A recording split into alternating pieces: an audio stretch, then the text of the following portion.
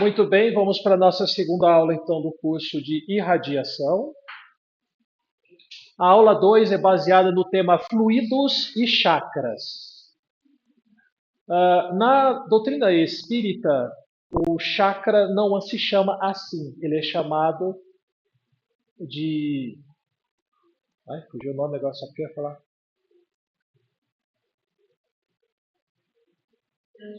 Centros de força, isso, muito bem. Nossa, sumiu da cabeça. De centros de força. Mas não significa que a gente não pode utilizar essa palavra chakra, tá? Porque... Olá, tudo bem? Não faz diferença a terminologia. O importante é a gente entender do que a gente está falando, ok?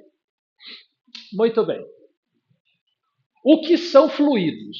Então, isso é importante a gente entender, porque da época de Kardec se utilizava essa terminologia e hoje muita gente fala que isso caiu em desuso, que isso já é ultrapassado, né?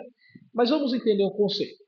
O fluido cósmico universal é a substância primitiva, também chamada de matéria elementar, onde residem todas as forças e a partir do qual são feitas todas as coisas, pois é suscetível de inúmeras combinações. Essa mensagem pode ser encontrada em A Gênese, capítulo 6, nos itens 7, 10 e 17. O que a gente entende então sobre essa matéria que hoje a ciência tenta estudar com o nome de matéria escura? Nada mais é do que a matéria original, a matéria principal, a que dá origem a todas as outras. Então, na nossa química, a gente sabe que se pegar oxigênio, juntar com hidrogênio, a gente consegue transformar em água, de acordo com o número de moléculas, de átomos que formam a molécula. Então, a gente faz compostos. O fluido cósmico universal também sofre essas alterações, já que ele é o primeiro, a partir dele derivam todos os outros. Então, a mistura desse elemento, né, dos átomos que formam esse elemento, vai alterando as suas propriedades. Só que elas não se limitam nas propriedades que nós encarnados conhecemos, como cor, cheiro, textura, forma. Ele vai muito além, por quê? Porque a questão de sentidos dos espíritos é mais profunda do que a dos encarnados. Nós somos limitados pelo corpo físico. Esse é o primeiro ponto que é interessante. O segundo ponto é a gente pensar, tá, mas por que fluido? Porque é fluido. Simples. Mas como é fluido? Até há pouco tempo atrás, muitos questionavam que essa terminologia não se encaixava, porque eles não enxergavam isso como fluido. Mas há alguns meses atrás, eu li uma matéria, e essa matéria veio a se repetir recentemente, sobre uma descoberta da ciência, que é como os átomos, aliás, melhor, os elétrons na eletricidade vão de um ponto a outro. Que todo mundo achava que ele andava que nem um carro anda na pista. E eles descobriram que não, que o elétron ele vai navegando pela matéria. Por quê? Porque a matéria, entre os elétrons, entre os nêutrons, os prótons, aquele espaço que seria um espaço vazio, está preenchido pelo fluido cósmico universal. Como que os espíritos levantavam a mesa na época de Kardec? Eles penetravam com o seu perispírito, que é formado desse fluido cósmico universal alterado, penetravam nos espaços vazios, que na verdade são o próprio fluido cósmico universal, e manipulavam ali como quem pega, enfia os dedos no buraco e levanta alguma peça. Isso está no livro dos médiuns. Tá? Muito bem, só para a gente entender então sobre o fluido. Exerce o papel de intermediário entre o espírito e a matéria propriamente dita. Ou seja, aqui, esse conceito já é do perispírito, que é esse fluido alterado para uma matéria semimaterial. Ela não é material como nós conhecemos e ela não é imaterial como nós achamos. Ela é o meio termo. Por que ela é o meio termo? Porque essa propriedade de ser mais ou menos material permite que um espírito que para nós é imaterial possa manipular uma matéria como nós a conhecemos aqui. Mover um vaso, levantar uma mesa, dar um tapinha nas nossas costas, né? Sim. Né? Ontem mesmo, no curso de médiuns que eu estava dando, me foi dado o seguinte exemplo. Na casa da pessoa tinha um berimbau. Esse berimbau ele ficava guardado como um enfeite. Ele não era para ser tocado, ele estava ali só para enfeitar a parede. E a pessoa falava, virava e mexia, o berimbau tocava. E na época a pessoa sentiu medo, mesmo sendo espírita, porque espírita tem medo de espírito, né? E ela não foi procurar saber. E era uma época em que muitos fenômenos estavam acontecendo na casa da pessoa. A pessoa até lia um livro sobre guerra na época da Guerra Romana. Tarde da noite, antes de dormir, colocava o livro na cabeceira, dormia. Quando ela acordava, o livro estava no meio da cama. Então, fenômenos aconteciam que poderia sim, até um sonambulismo da pessoa pegar e colocar ali, poderia ser. Ou ela ter esquecido de ter feito isso, mas como acontecia com uma certa frequência, e o próprio berimbau tocava sem ter ninguém ali, né? Era algo que ela deveria procurar e se aproximar, entender que alguém doava ectoplasma, que algum espírito estava tentando se comunicar e que tinha um propósito para aquilo acontecer, que era o despertar para a espiritualidade superior. É buscar entendimento, é buscar se proteger, buscar estudar, para que você possa ir se desenvolvendo cada vez mais. Né? Bom, entendido isso, podemos entender que o fluido cósmico universal, como sendo a matéria elementar primitiva, dispersa por todos os cantos do universo. Todos os cantos do universo. Você está mergulhado nele como você está aqui agora mergulhado na atmosfera do ar. E você está conectado nele. Não tem espaço vazio. E prestem atenção, quando você pensa, você manda o pensamento navegando por meio desse fluido. Então ele é um condutor do teu pensamento, do teu sentimento, da tua vontade. Da mesma forma que você faz essa comunicação, da mesma forma Deus o faz também. É por isso que Deus sabe tudo, porque é Ele que conectou tudo. Estamos todos conectados ao Criador. Ninguém escapa disso. Oi? Estamos todos conectados uns com os outros. Como encarnados, o nosso corpo físico ele forma uma barreira que dificulta a passagem do pensamento. E isso é bom, porque se vocês pudessem ler os pensamentos uns dos outros, eu tenho certeza que sai a briga.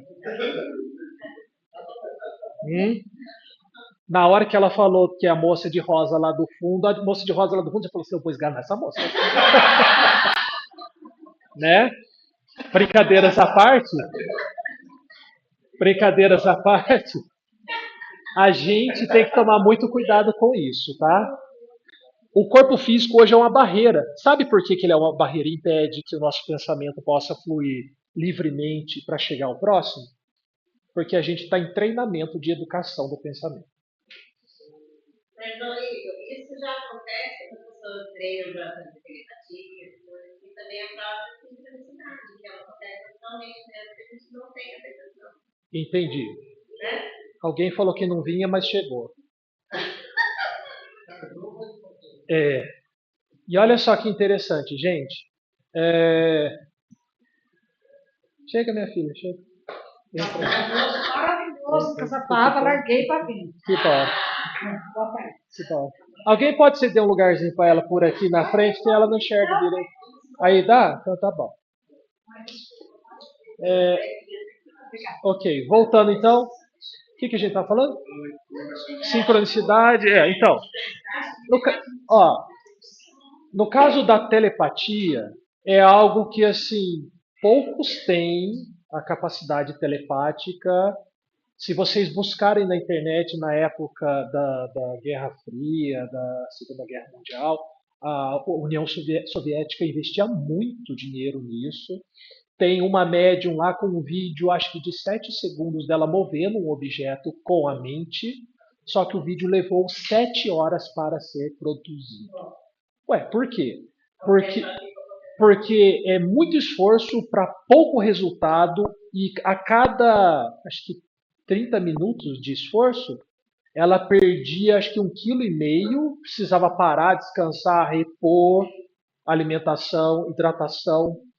Então o consumo energético é muito alto. Mas qualquer um pode fazer se tiver o treinamento ou é uma capacidade mediúnica também? É uma conquista do espírito, além de ter necessidade de um corpo físico preparado para essa manifestação, tá? Então, assim, para nós aqui é muito raro o fenômeno. Tanto é que o fenômeno, por exemplo, de você levitar, médiuns que conseguiam fazer a levitação, você pode procurar. É raro, é raríssimo. Né? Até o fenômeno de efeitos físicos, médiuns que oferecem ectoplasma para criação de efeito físico. É raro ainda. Tá? A questão da mediunidade ela tem se desenvolvido, mas ela requer que a gente avance mais na moral para que isso fique mais exposto. Tá? Diferente da sincronicidade humana. O que é a sincronicidade? A sincronicidade é quando, por exemplo, eu e você, a gente está conectado pelo mesmo interesse, que é o estudo aqui. Né? Então a gente está sintonizado no mesmo interesse com você. Daí pode acontecer de eu pensar em você e você me ligar para falar daquilo que eu estou pensando, é uma sincronicidade. Isso é exatamente a emanação do pensamento pelo fluido cósmico universal que chega a outra pessoa. Exatamente isso. Não só as mães. A minha namorada, por exemplo, ela tem muito de sentir quando a irmã dela, que está lá em Campinas, não está bem e vice-versa.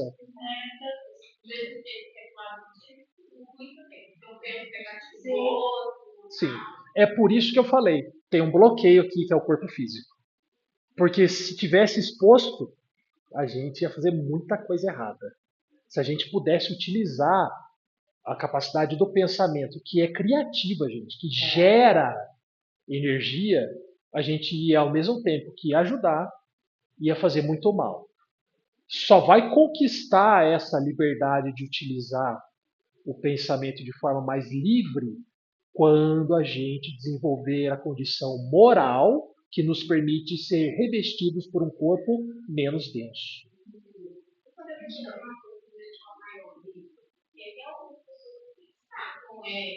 Manipulação do pensamento, tem as técnicas para fazer isso. Sim. Tem um diferencial, tem que controla isso para não sair uma bagunça. Existe o escândalo porque ele precisa vir, mas ai de por quem ele vem, nos avisava Jesus. Então o que acontece? Em provas e expiações, gente, as coisas erradas ainda vão acontecer. Só que elas têm limite. Elas são limitadas. Até um certo ponto é permitido que aconteça para que aqueles que se acomodaram saiam da zona de conforto. Então, a gente precisa se melhorar, a gente precisa se proteger. Mas existe limite. Como, por exemplo, na questão que eu citei de um berimbau que tocava sozinho, falava, se não tivesse limite, o espírito que queria fazer o mal pegava o berimbau e tacava na cabeça. Mas tinha um limite, então ele assustava só. Ele só podia fazer um barulhinho. Exatamente.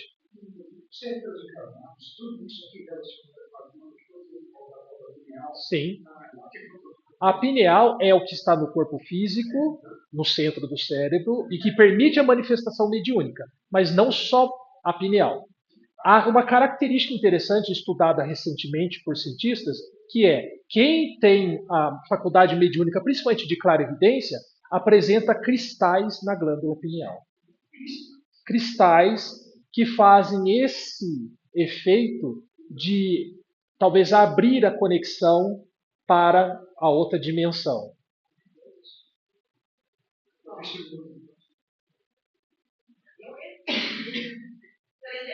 eu fico pensando, o emocional ele entra, porque assim, uma coisa é eu pensar sei lá, dentro de uma maldade para você.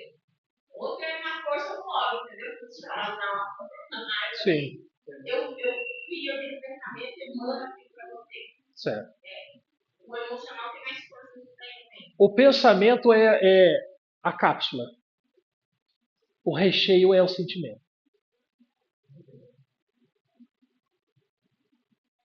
Porque na hora que você junta sentimento mais pensamento e impõe vontade, você dá o pontapé e empurra aquela energia na direção do outro.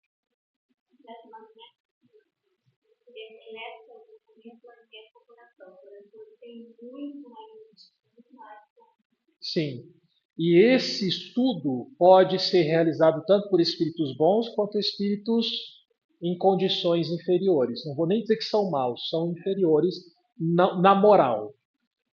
A grande diferença é que os superiores têm um domínio e um entendimento maior. Existe limite para esses que querem utilizar para coisas erradas, eles têm um limite. Até um certo ponto eles conseguem desenvolver aquilo. Mas você vê que eles tentam, eles nunca conseguem se sobrepor ao bem. Nunca.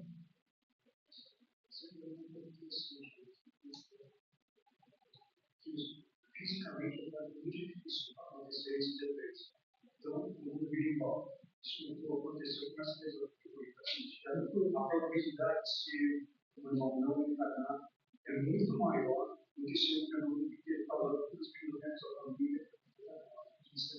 Sim, sim. Mas não atribuam todos os fenômenos a coisas espirituais, tá bom? Sempre busquem conhecer a causa. Né? Porque às vezes tem uma causa física e você está ali inventando coisas. Tá? Uma matéria, então, extremamente sutil, cujas modificações e transformações vão constituir a inumerável variedade dos corpos da natureza. No seu ponto de partida, o fluido universal encontra-se em grau de pureza absoluta, é imponderável. Até essa questão de ser imponderável, para nós, ainda é abstrato. Você fala assim, nossa, o fluido cósmico universal, mesmo com as suas transformações no plano espiritual, para nós é imponderável, porque nós não pesamos, nós não conseguimos pegar, não conseguimos medir. Mas ali talvez seja uma visão dos espíritos trazendo para nós essa ideia. Para nós, espíritos, o fluido cósmico universal, quando não teve nenhuma alteração, ele é imponderável. Ele não tem características. Depois que eu manipulo, depois que eu modifico sua estrutura, ele passa a ter peso, cor, cheiro, entre outras características que talvez até os encarnados não sejam capazes de compreender. Ok? Passa aí. Parou? Travou aqui.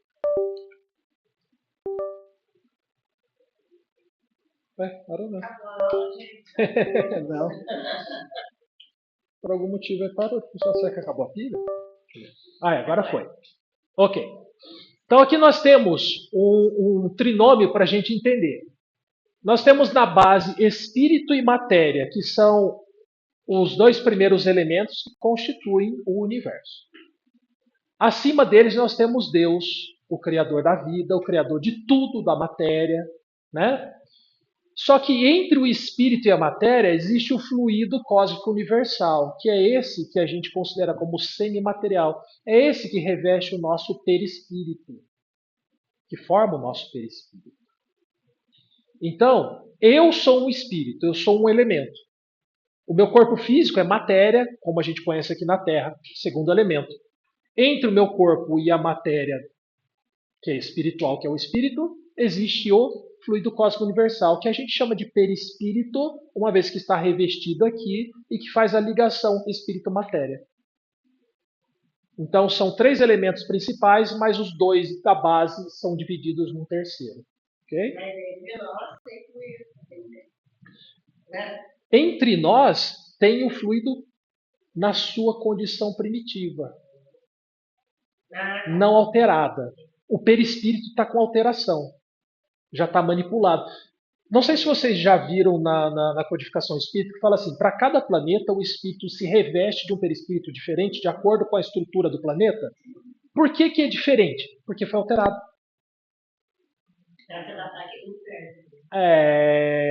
Ou seja, se eu vou, por exemplo, morar num planeta gasoso, eu consigo viver com esse corpo físico aqui?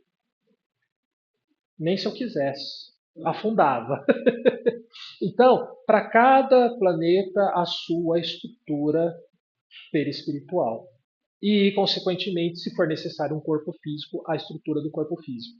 Os órgãos são mais ou menos iguais, mas vocês vão perceber que à medida que nós vamos evoluindo, o nosso intestino diminui, o nosso estômago diminui.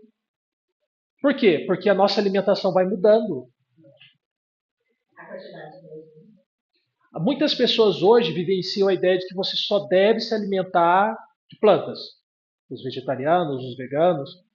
É um esforço que nós podemos e devemos fazer, sim, porque ajuda já nesse processo de melhorar a condição do nosso próprio corpo físico. Tá? No entanto, a espiritualidade é taxativa. No mundo em que vós viveis, ainda é necessário a carne. Ainda é necessário. Vocês podem perceber que muitas pessoas, quando fazem essa mudança de forma radical, adoecem. Podem até morrer. Tá? Ah, mas o indiano ele só come planta. Será que ele só come planta? Será que ele só come planta? Só a vaca que eles não comem. Então, a proteína ela é necessária, vitaminas são necessárias, existem muitos elementos necessários à constituição do nosso corpo. Não vamos ser extremistas, mas se você quiser se tornar vegetariano ou vegano, procure uma nutricionista, faça uma dieta balanceada, faça acompanhamento para não adoecer. Tá? Como são manipulados? Olha só, gente, os espíritos atuam sobre os fluidos espirituais, não manipulando-os como os homens manipulam os gases, mas empregando o pensamento e a vontade. Para os espíritos, o pensamento e a vontade são o que é a mão para o homem. A espiritualidade utiliza-se do pensamento para fazer essa manipulação. Mas posso ser um pouquinho mais específico? Sim. Pela vontade, o espírito faz com que o seu perispírito, que é elástico, se estique como se fosse uma mão e faça as modificações. Quando vocês leem no livro dos médiuns e é questionado como é que os espíritos levantam a mesa, eles esticam, eles utilizam o próprio perispírito para envolver toda a mesa e levantá-la e movimentá-la. Então não é mágica. Não é mágica. Só que nós não conseguimos enxergar isso. Se vocês quiserem enxergar isso, vocês vão assistir o filme do Quarteto Fantástico, vão olhar para o Homem Elástico e vão entender que ele faz isso. Então, o fortalecimento da nossa vontade pode atrapalhar ou ajudar. O fortalecimento da vontade não atrapalha, a não ser que você queira fazer mal. Se você tiver vontade de fazer o mal, você vai sempre ser limitado. Toda vez que você quiser fazer o bem, você vai ultrapassar os seus próprios limites. Mas se você fala assim, de relação a fortalecer a vontade, porque a gente, de maneira geral, tem uma vontade fraca. Oh, demais. Não estou, né? De maneira geral, você tem um poder de vontade para ajudar. Se eu fortaleço essa disciplina, isso pode ampliar, melhorar o trabalho dele? Sim, pode. Só que isso é a longo prazo.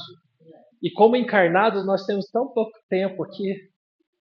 Entende? Então, esse aprendizado, esse crescimento, esse desenvolvimento, ele surge, ele acontece. Vocês vão perceber isso, que é uma coisa interessante como trabalhadores da irradiação, que no começo vocês vão falar assim, mas será que funciona? Será que eu estou realmente ajudando alguém? Será que eu estou doando alguma coisa? Com persistência, com disciplina, vocês vão começar a sentir o negócio fluir. Vocês vão começar a sentir a energia passar por vocês. E vocês vão começar a receber sinais.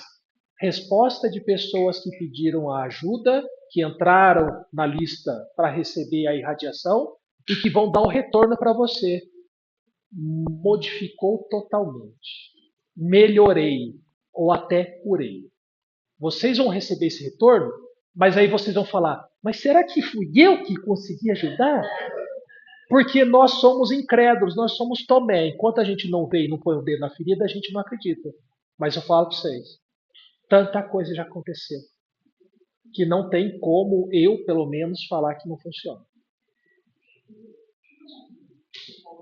que desenvolvem a coisa para levantar. Fazendo um paralelo com alguns, eu digo que ele tem duas coisas.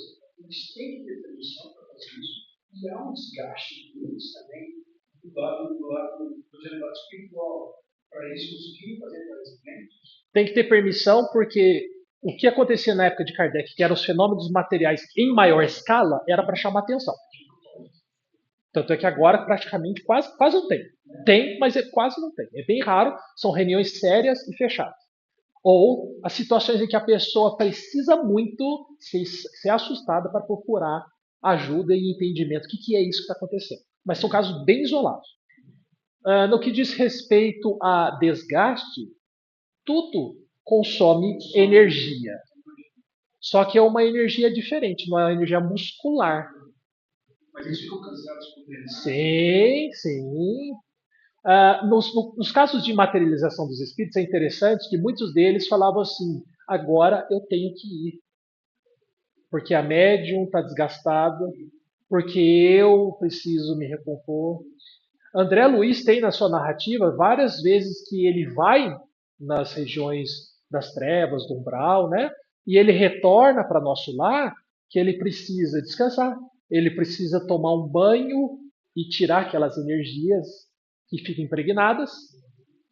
Então, sim. Detalhe, gente, espírito toma banho, viu? Se você não gosta de tomar banho, você vai ter que tomar banho lá também. Ok? Pelo pensamento, eles imprimem àqueles fluidos tal ou qual direção, os aglomeram, combinam ou dispersam, organizam com eles conjuntos que apresentam uma aparência, uma forma, uma coloração determinadas. Mudam-lhes as propriedades como um químico muda a dos gases ou de outros corpos, combinando-os segundo certas leis que nós não conhecemos. Olha que interessante, tem uma pergunta no livro dos médiuns que Kardec faz. Os espíritos fazem coisas que não estão nas leis naturais. Como isso é possível? Resposta da espiritualidade. Acaso você conhece todas as leis? Olha só. Acaso vocês conhecem todas as leis naturais? Gente, isso foi Kardec perguntando e tomando a lombada. Imagina nós perguntando. Né?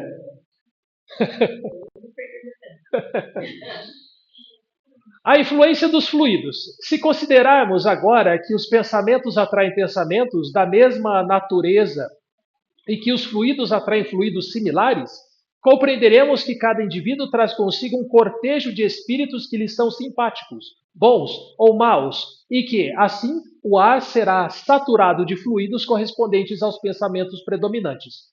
Essa mensagem de Allan Kardec está na Revista Espírita de 1864. Vocês entenderam que vocês têm uma galera? Vocês não andam sozinhos, vocês andam em gangue.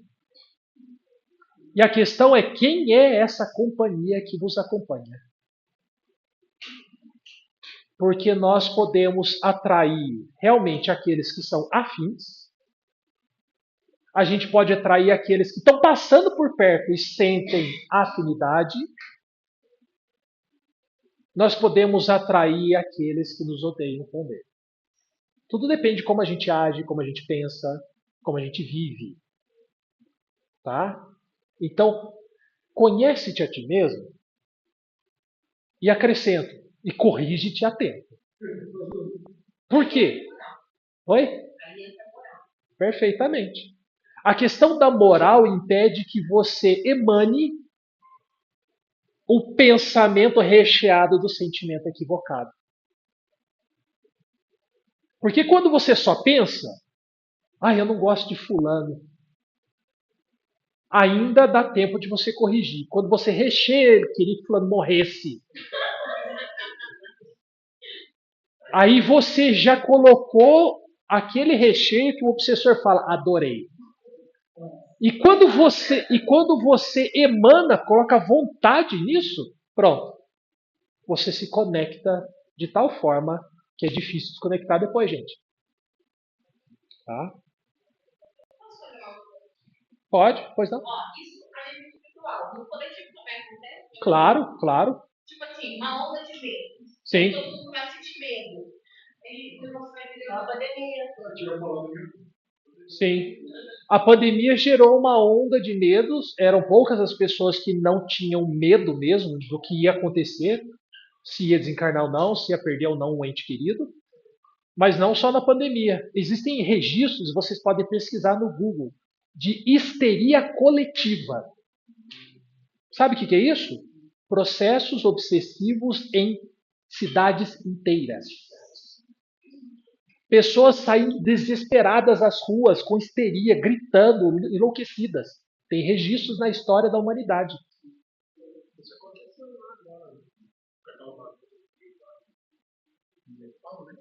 No Nepal? Não estou sabendo, não. Ah, a questão de se unir para derrubar um governo, tudo. Tem a questão. Sim, sim, sim. Porque são ideias afins, são pensamentos em comum, são intenções iguais, se unem e fazem, muitas vezes, a ação. Essa ação pode ser boa, essa ação pode ser equivocada.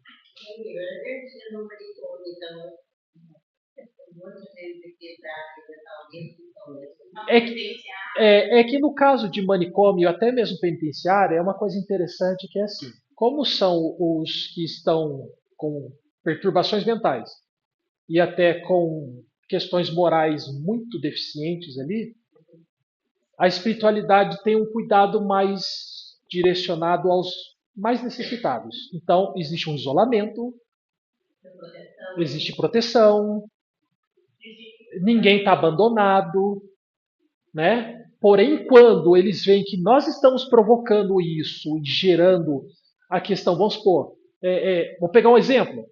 Um líder religioso nos Estados Unidos determina que tal dia vai acabar o mundo e aí todas as pessoas da sua congregação são levadas à ideia do suicídio. A espiritualidade não consegue interferir, porque eles só podem tentar sugestionar para não entrar nesse caminho. Mas se as pessoas querem, você não tem nem noção. Tem o livre-arbítrio. Sim. E aí você vê assim, o escândalo veio por meio de um líder religioso que manipulou magneticamente aquelas mentes. Olha só o poder magnético da palavra que ele emana. Convenceu, fez realmente acreditar que aquilo ia acontecer e induzir as pessoas a um erro grave. É preciso vir o escândalo, mas ai de que por quem vier. Oi, Igor. Eu já passei por duas situações de entrar em ambiente passional, mas foi muito sensível. Um exemplo que uma até transava, que eu fui transava, lógico, nem médio patrimônio. E dá nela, ali pra cá mudou completamente minha energia. Pra ir lá e chorei meia hora. E na casa de frente, que é um lugar que já deu confinado, não foi do centro, né, no campo de concentração, mas um lugar que eu vou voltar antes de confiança. Mas era um lugar de peso, concentração de energia. Como que depois de tantos anos, ao entrar ali, eu faço, não, eu nem vivi naquela época. Certo. Há a questão de espíritos que possam ter permanecido no local e emanam tristeza, ódio. Há a questão de pessoas que conhecem a história e fixam o pensamento e emanam, todo mundo irradiando para o mesmo lugar. Então, vários são os fatores, tá? Mas não é o lugar em si que é o problema, é quem está gerando essa energia. Essa energia nunca está cuidada. Vai. Porque quem vai então Vai. Certa feita, acho que foi na segunda turma do curso de radiação, uma médium avisou no começo. Eu estou vendo crianças correndo no meio do salão. Quando chegou próximo do final da aula, ela falou assim, Igor, a mãe das crianças está aqui. Eu falei, deixa vir. Ela incorporou, ela caiu de cara no chão. Ela não conseguiu segurar de tão fraca que o espírito estava. Tivemos que levantar a médium, segurá-la, duas pessoas ficaram segurando, e eu fui conversar com o espírito. Era uma mulher de uma tribo da Normandia do século XVIII, uma região que passou por vários ataques, dizimavam-se tribos, e ela falava, eu preciso salvar minha tribo. E onde está a sua tribo? A tribo está toda aqui. E aí eu convidei a oração, solicitamos a presença da espiritualidade, e a espiritualidade veio socorrer. Quando terminou, ela agradeceu, foi embora, e a médium falou assim, eu vi cada um sendo socorrido. Mas já tinham mais de 200 anos que aqueles espíritos estavam presos, vagando na crosta terrena, porque não conseguiam encontrar o caminho da luz. Imagina quanto ódio, quanta tristeza, quanta revolta.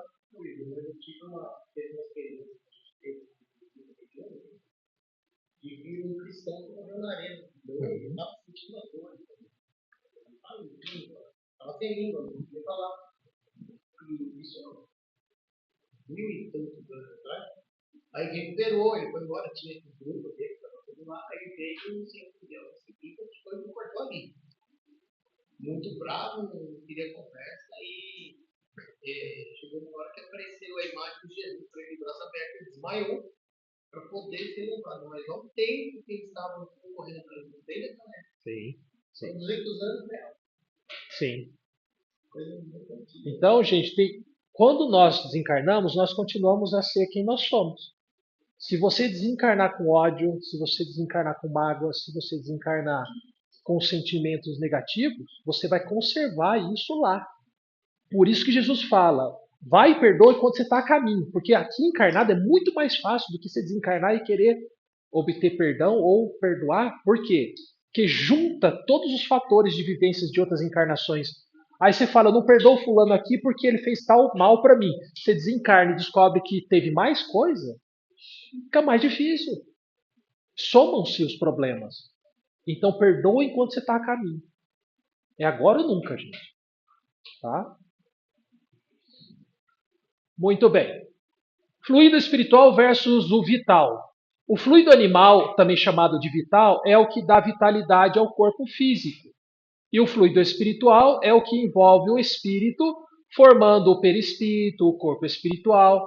Ambos são a variação do fluido cósmico elementar universal.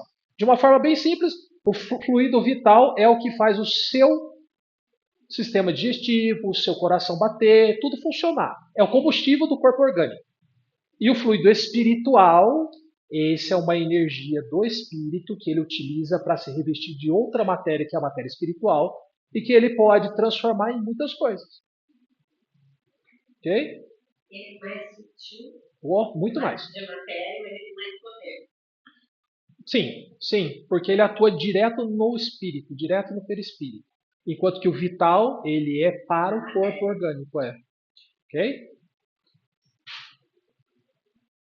A vontade como foco. O poder da vontade e a fé influem na atuação magnética? Sim. A atuação magnética é proporcional à intensidade da vontade. A vontade expande os fluidos e atribui certas propriedades. Está em A Gênese, capítulo 14, item 31, e no Evangelho segundo o Espiritismo, capítulo 19, item 5. Então veja só, a vontade e a fé são duas forças que podem expandir o fluido. Lembra que eu falei que os espíritos esticavam o perispírito para manipular as mesas? Expandem o fluido, gente. Ele é elástico, ele tem propriedades que a gente não tem no corpo físico. Ok? Prodígios ou milagres. Se todos os encarnados se achassem bem persuadidos da força que em si trazem, e se quisessem pôr a vontade a serviço dessa força, seriam capazes de realizar o que, até hoje, eles chamaram de prodígios e que, no entanto, não passa de um desenvolvimento das faculdades humanas. Está no Evangelho segundo o Espiritismo, no item que é um espírito protetor. Se a gente quisesse mesmo, a gente já tinha feito tanta coisa. Jesus falou, vós podeis fazer o que eu faço e muito mais. Qual o tempo verbal, gente? Ele não está falando no futuro, um dia, vocês... Não, vocês podem. Mas vocês têm que querer. Vocês têm que acreditar. Vocês têm que buscar entender. Vocês têm que sair dessa condição pequena que vocês estão. Eu quero tanto coisa que eu acredito que eu sou capaz, né? Coisas físicas, mínimas, aqui no meu convívio, né? Uhum. Nesse potencial. Diga. Sensacional. Se você pega aquela passagem de Pedro, ele está andando na água, no barco, ele começa a cuidar a palavra de Jesus, que ele fala, homem de pouca fé, estou dizendo que era ele que estava acreditando, que ele poderia fazer, nossa, velho. Que é o primeiro ponto. Ele andou sobre a água. Pedro andou. Aí quando veio o vento forte, ele sentiu medo. Aí ele falou, ai, e agora? Vou afundar. Quando ele duvidou, ele bloqueou a capacidade de gerar a energia. Toda vez que você duvida,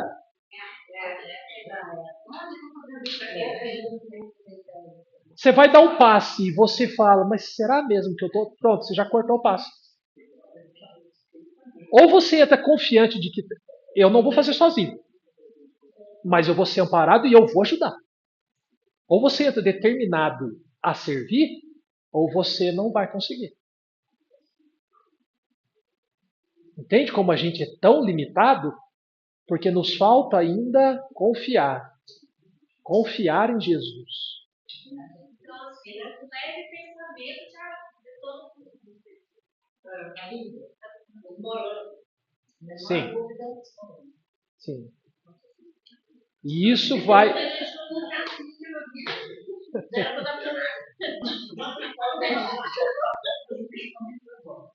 É. Sim.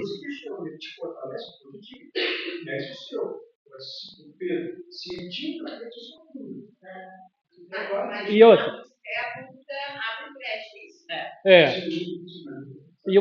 E uma coisa interessante, que é assim, a hora de você duvidar. Você vai duvidar na hora que você está andando sobre a água? Você tem que duvidar na hora que, ó, eu estou em terra firme. Será que eu sou capaz? Cara, eu vou tentar. O máximo que vai acontecer, eu vou afundar e subo no barco de novo. Não tem gente que anda na brasa, né? Tem. Não mesmo. Você tem coragem?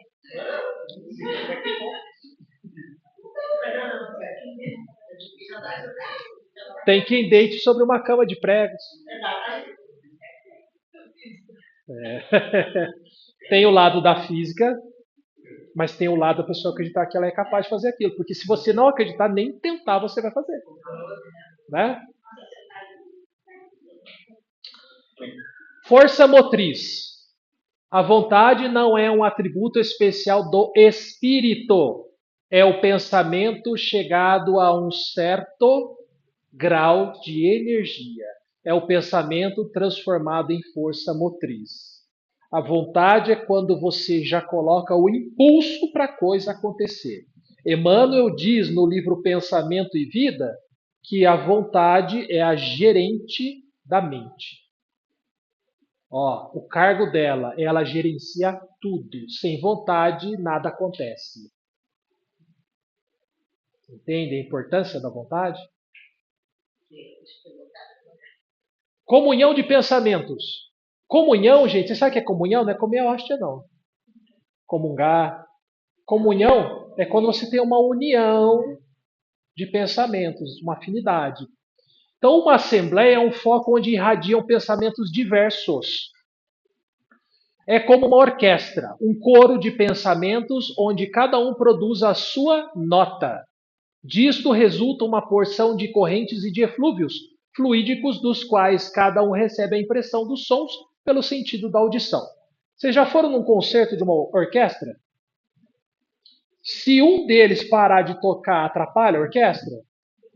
Não tem que ter uma comunhão de pensamentos de, ó, vou entrar no horário certo, vou tocar tal parte. Tem que ter. O trabalho de irradiação é semelhante. Quando ocorre no presencial, os trabalhadores precisam estar todos focados no mesmo propósito. Quando trabalha no individual, à distância, não tem essa necessidade, mas a sua comunhão é com o seu mentor espiritual. Então você precisa ainda ter uma certa comunhão. Ok? Igor, nessa questão de ser indo, já de uma palavra aqui, para trazer todo mundo adiante ao mesmo tempo. Certo. Se é um dia que eu estou preocupada com o problema, eu não consigo me concentrar aqui, eu também estou em casa, eu não tenho que para cá, eu consigo trabalhar, pensar em todo mundo. Claro. Claro que sim. É óbvio que a espiritualidade pode te isolar para não atrapalhar o trabalho. Mas dá um trabalho fazer isso? Então, resumindo, se você não está bem, não participe. Bem assim, né? Não está muito preocupado, porque bem a gente também tem. A gente tem os altos e baixos, é verdade. Se você realmente está numa situação difícil, vá se cuidar. Porque isso não atrapalha os outros amigos e não atrapalha a espiritualidade. Por que a espiritualidade pede para a gente que no dia do trabalho mediúnico a pessoa não brigue, a pessoa não faça leituras ou assista coisas desagradáveis, né? A pessoa evite chegar em cima da hora para não chegar ansiosa, exaltada, irritada, porque tudo isso atrapalha demais. Pede para a pessoa não beber bebida alcoólica, faz muita influência. Ah, mas eu tomei só um copinho na hora do almoço. Aquilo fica no organismo. E toda vez que você vai fazer uma doação de si, aquilo vem junto. E aí os espíritos precisam isolar o que é veneno do que pode ser usado. Cara, é duplo trabalho. É duplo trabalho. Imagina um médico que fosse dar uma injeção para curar alguém, só que na injeção vem metade veneno, metade o antídoto. Aí você fala, não, antes de eu dar a injeção, eu vou ter que tirar o líquido, vou ter que separar, o que não é fácil. Depois que eu separei, eu vou voltar na seringa. Ah, não, tem que limpar a seringa primeiro, então eu volto nela, depois eu vou dar a injeção. Espiritualmente falando, é mais ou menos isso que acontece, só que gasta energia. E tudo que gasta energia, os espíritos superiores falam assim: se for para jogar fora, a gente não faz. Não faz. Nós não desperdiçamos o que o Criador nos concede. A gente costuma, né? Ah, eu tô com vontade de comer chocolate, vai lá, abre, come um pedacinho e joga o resto fora. Vocês não fazem isso, eu sei, mas tudo bem. É só um exemplo. Aí a pessoa joga o resto fora, é desperdício. Para os espíritos superiores não tem isso de desperdiçar, gente. Não tem isso. Se for para jogar fora, se for para perder tempo, se for para desperdiçar, eles nem começam. Tá? Mas assim como há raios sonoros harmônicos ou discordantes, se o conjunto for harmônico, a impressão é agradável. Se for discordante, a impressão será penosa. Se você for ouvir a orquestra e cada um toca de um jeito, no seu tempo, sem seguir o que está ali na pauta da música, gente, sai um caco. Você vai falar que orquestra ruim, né?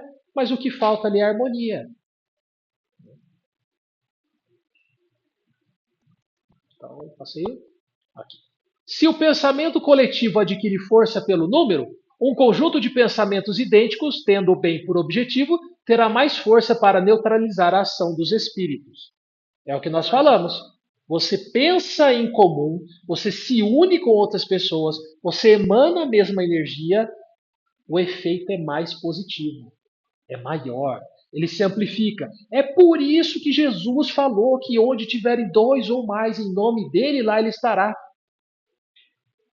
Ele podia falar, não, onde tiver uma única pessoa que pense em mim, que queira estar comigo, que queira fazer o bem, eu vou estar lá. Não, ele fala, se reúna, multiplique, some, faça o que for possível para aumentar essas energias. Quanto mais, melhor. Mas tem que estar focado nisso. Tem que querer isso. Ir só por ir não vale a pena. Tá? Sim. Também vemos que a tática destes últimos é levar à divisão e ao isolamento. Sozinho, um homem pode sucumbir, ao passo que, se sua vontade for corroborada por outras vontades, ele poderá resistir, conforme o axioma. A união faz a força, axioma verdadeiro, tanto no moral quanto no físico. Gente, os obsessores, eles vão atacar uma casa espírita, um grupo de trabalho mais especificamente, separando.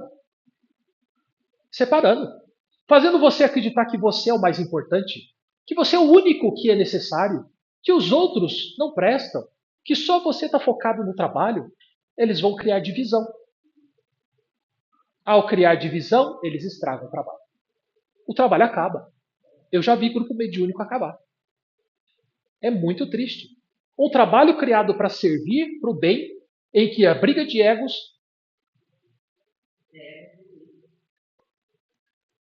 destruiu tudo. Tá? As relações do mundo visível e do mundo invisível, quando são coletivas, são mais poderosas em proveito de todos. A união encarnado e desencarnado torna a energia muito mais forte. Numa palavra, estabelece a solidariedade, que é a base da fraternidade. Ninguém trabalha para si só, mas para todos. E trabalhando para todos, cada um aí encontra a sua parte. O egoísmo é o que o egoísmo não compreende. Quando você se une no trabalho do bem, quem é egoísta fala, caramba, mas por que está fazendo isso para os outros? O orgulhoso fala, mas qual a vantagem de fazer caridade? O humilde entende que ele é o primeiro beneficiado. O caridoso compreende que o que ele tem não é só para si, é para todos. Fluido e saúde. Temos o corpo físico e o fluido espiritual. Este último é o elo entre o espírito e aquele primeiro, de modo que os fluidos podem transmitir ao corpo tanto o princípio de certas doenças, assim como propriedades terapêuticas que garantem saúde plena. Está em A Gênese, capítulo 14, item 31 e 32. Uma das coisas que eu acho que nas traduções ficou bem precária é que muitas vezes se usam vários termos para explicar a mesma coisa. O que é o fluídico ali, que é o espiritual? Gente, é o perispírito. O perispírito enfermo transmite para o corpo físico a enfermidade. O corpo físico adoece porque ele chupa, como um mata-borrão, ele chupa aquela energia escura da mágoa, do ódio, da tristeza.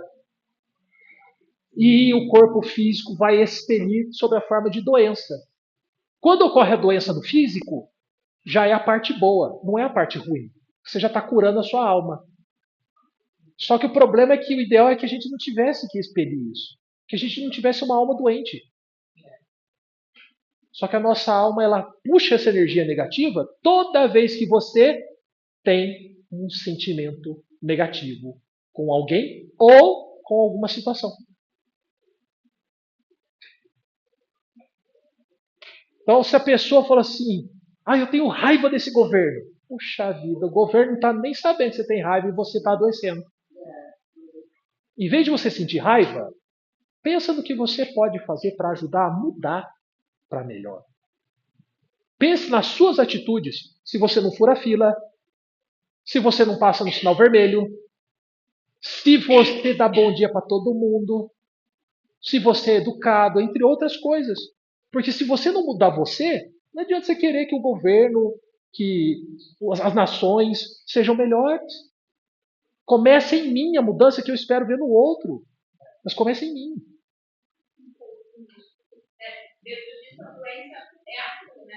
A doença é a cura da alma. A doença do corpo é a cura da alma. Sim, sim. Só que a gente, como encarnado, só enxerga como doença coisa ruim. Entendeu? E aí o que a gente faz? A gente adoece e a gente vai no remédio. O remédio existe para aliviar realmente as dores, os sintomas ou até curar. O problema é que ele trata de fora para dentro. E a gente tem que tratar de dentro para fora, porque senão adoece de novo. Ok? A ação fluídica se transmite de perispírito a perispírito e deste ao corpo material.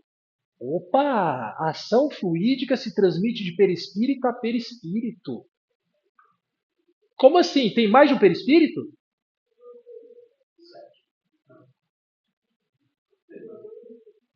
Hã? E quem é doador receptor?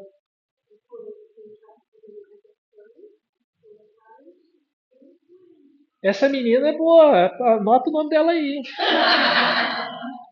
Exatamente isso. Eu mando do meu perispírito a energia. Mas por onde exatamente? Não, por onde? Não. Anota o nome do rapaz também, Rafael. Pelos centros de força. O centro de força é o canal de entrada e de saída das energias. E ele fica no perispírito. Você desencarna. Vai você, espírito, mais o perispírito, você leva o centro de força, tá? O corpo físico fica. O duplo etéreo fica. Tá?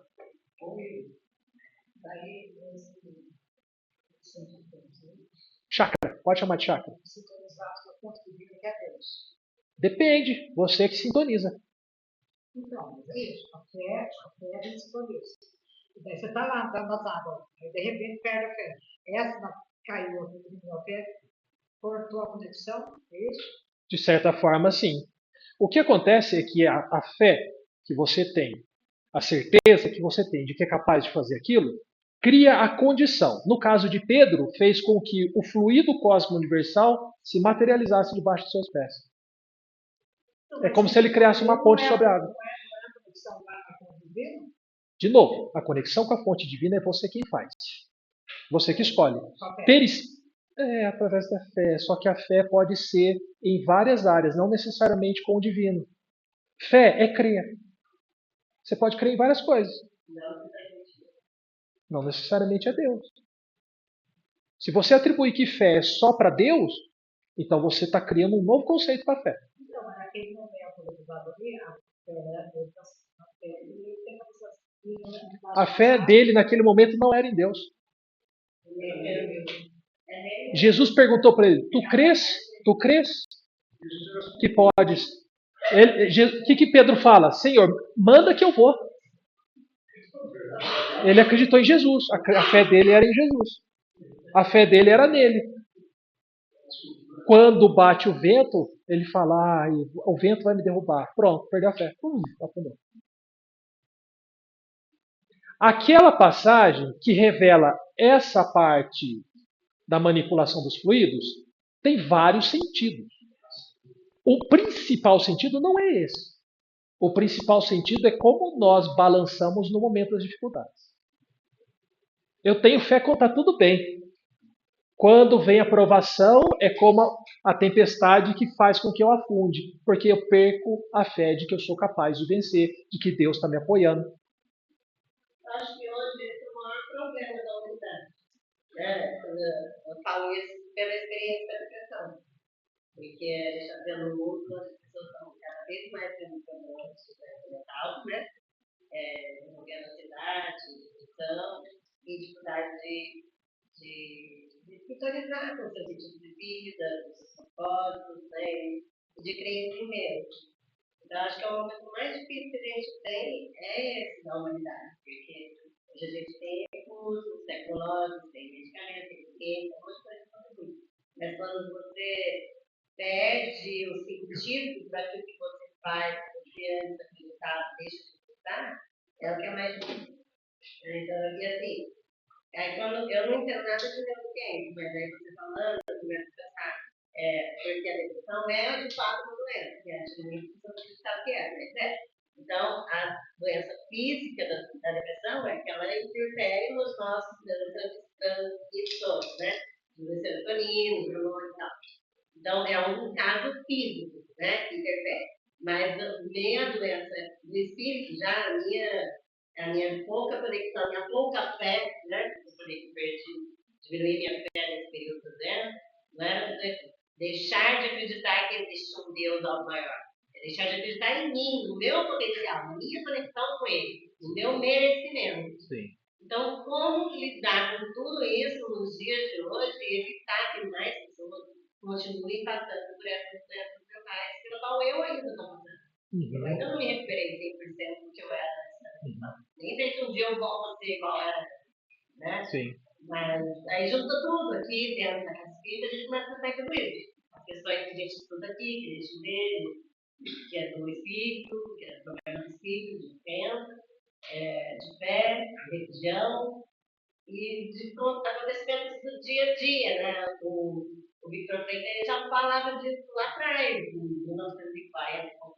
ele já falava que era a doença daquele momento, que a gente já mudou de século e continua tendo, e está cada vez pior, né? Do que na época dele, que é o problema da crise existencial, né? Que a pessoa passa a ter. Você não se identifica mais com uma tradição da sociedade, você não se encaixa mais em nada, e cada vez mais entra nesses conflitos. Como sair desses conflitos hoje com todo esse conhecimento que a gente tem?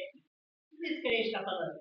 Eu estou falando isso porque é uma luta minha ainda. Eu não estou bem ainda, entendeu? Como gostaria de estar. Eu melhorei muito, mas ainda falta muito para voltar. Existe uma unanimidade nas respostas. Então, Jesus tem o mesmo pensamento de Emmanuel, tem o mesmo pensamento de Joana de Ângeles, tem o mesmo pensamento de André Luiz, e tem o seguinte pensamento: ama. Amar o próximo como a ti mesmo, mas eu não estou me amando suficiente. Ama. Ama. Não está especificando mais nada. Só ama. Mas acho que parte da cura já começa, e aí a gente não pode falar do todo, como você está colocando todo, essa geração que vem, parte da cura já começa pela sua percepção de que precisa dessa reconexão de novo. Onde Deus, como você está aqui. E esse outro tanto de gente, eles não têm eles estão perdidos mesmo, eles não têm essa percepção de que precisam procurar esse centro de novo. Então, assim, você já está treinando, já está sentindo melhor. Sim, isso vai melhorar. E esse, quando você fala, e os outros precisam de outro tanto. Aí é um trabalho que eles precisam se perceber, precisam dessa ajuda. Então, esse foi o tema de estudo de ontem, no livro O Homem Integral, psicografia da Joana de Ângeles, onde ela deixa claro: o sofrimento é importante e precisa acontecer. Por quê? Porque se a gente simplesmente sente a dor e consegue o alívio, a gente não se modifica só porque se sentiu dor. É quando a gente sofre, aquilo vai nos desgastando, vai nos cansando, e chega no momento que você fala: cara, eu não aguento mais ser assim, viver assim, pensar assim, agir assim. Que você fala: ou eu mudo, ou eu não sei qual será o meu fim. E é parte da cura do desejo de procurar.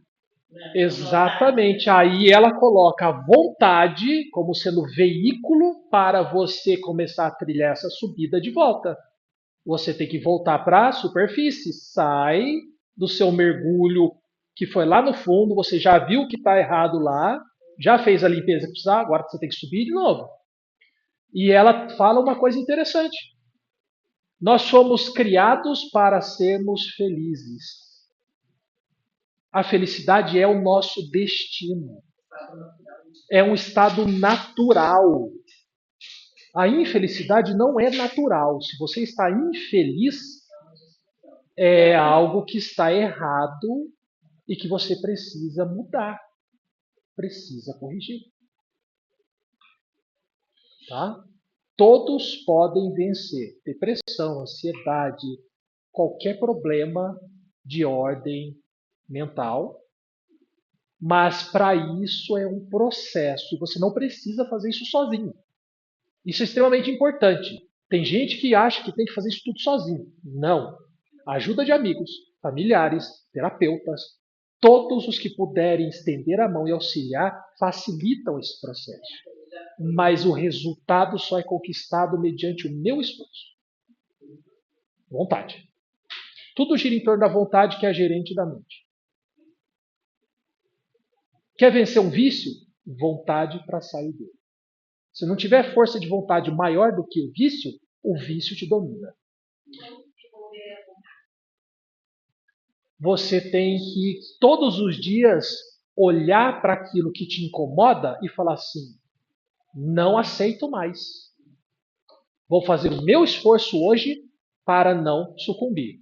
Você vai usar o só por hoje não. No dia seguinte, só por hoje não, de novo. Terminou a semana? Só por essa semana não. Chegou na outra semana? Só por essa semana não. 4 semanas? Só por esse mês não. Você vai aumentando. Mas você pode ir em auxílio. Senhor, estou fazendo o meu esforço, mas eu preciso de ajuda também. Dá um empurrãozinho e vem a ajuda espiritual que vai te ajudar mediante a sua disciplina, a sua determinação, a sua vontade. E quando você olhar para trás e ver que superou, você fala: ah, desenvolvi a vontade que eu precisava sair da condição em que eu tinha caído.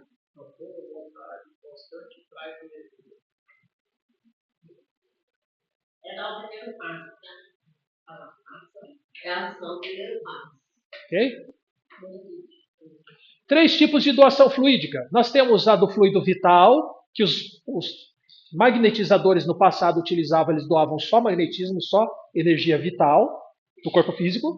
Nós temos a doação de fluido espiritual. Um espírito pode, então, fazer até uma cirurgia espiritual em você, sem precisar de nenhum encarnado para isso. E nós temos a doação mista, que é a energia que mistura do encarnado com o desencarnado, o fluido vital com o espiritual. Na irradiação também. Ah, mas como é que eu controlo isso? Não. Você não controla isso. Você é o doador.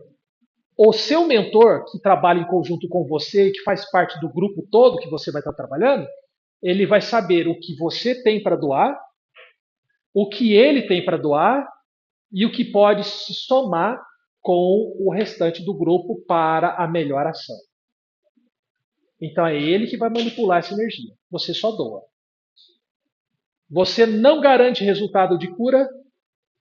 Você não sabe nem se você está sendo o principal doador. Você só doa. Diferentemente do passe, que é você e o seu mentor doando, no grupo de irradiação, são todos doando e somando. Então forma uma egrégora energética mais poderosa. Grupos de oração têm o mesmo efeito. A única diferença é que as pessoas que formam o grupo de oração não sabem que estão fazendo isso. Oi?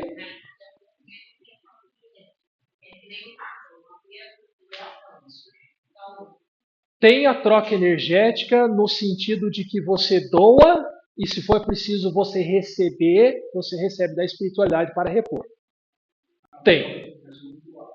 Não tem igual, por exemplo, assim, eu e o outro encarnado que está doente, um troca com o outro. Não.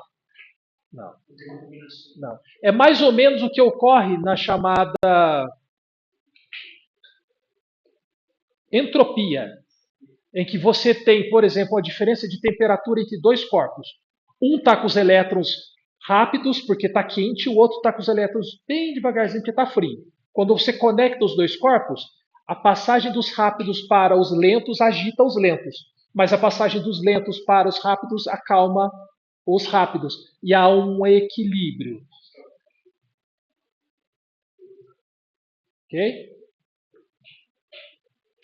Como ocorre a irradiação? Então, o grupo de trabalhadores encarnados são os doadores dos fluidos vitais, que serão manipulados e unidos aos fluidos espirituais do mentor de cada trabalhador. A equipe espiritual, então, será responsável pela aplicação do fluido salutar em benefício dos necessitados. Você doa, os espíritos pegam energia, eles vão direcionar e aplicar a energia, porque eles sabem onde, como, quando, porquê, a quem doar. Diga. Pode ser o anjo da guarda, se quiser chamar de anjo da guarda, de The best, etc. Aí, tem pessoas que para fortalecer o anjo da guarda. Esses textos, A vela para se fortalecer o anjo da guarda? Não. Tem, mas não. Então, eu já fiz, mas você faz. Como que a gente faz para fortalecer o anjo da guarda? Ah, boa pergunta. Como é que eu fortaleço meu anjo da guarda? Me fortalecendo. Dando menos trabalho para ele. Não é verdade? Se eu for uma pessoa melhor, ele vai ter tempo para estudar mais, para ajudar outros. Agora, se eu só dou trabalho, o que ele vai fazer? Vai se ocupar comigo. Ele vai ficar cansado. É só a gente se colocar como filho, né? O filho, como ele está trabalhando. Eu faço oração. Como é que o filho ajuda os pais? Sendo um bom filho. Como que o filho ajuda os pais? Sendo um bom filho. Se ele dá trabalho, os pais têm que toda hora puxar a orelha, toda hora educar, ficar de cabelo branco, ficar careca. Mas se ele é um bom filho, os pais falam, poxa, ele não dá trabalho. Eu vou pedir para ele estudar, ele já está estudando. Eu vou ver se a nota dele está boa, ele já passou. Ou seja, você olha para o filho e fala assim, ele me ajuda. Tá vendo? Mas o que é importante a gente entender é isso. Se você quer ajudar o seu mentor, seu anjo da guarda, seja bom. Faça o bem. Cumpra com o que você se comprometeu nessa encarnação. Você pode orar para ele, mas não é isso que ele está esperando de você. Não é isso que ele quer de você. Se ele... É mais ou menos isso. É a luz que ele precisa, é a nossa mulher. Entendeu? Eles conceituais, né?